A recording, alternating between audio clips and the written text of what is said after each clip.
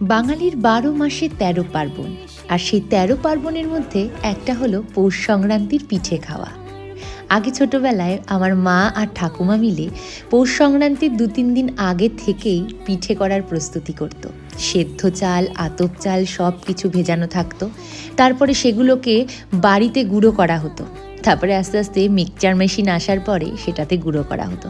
আগে তো শিলে পেটে সেটা দিয়ে তারপরে সেটার গুঁড়োটা করা হতো।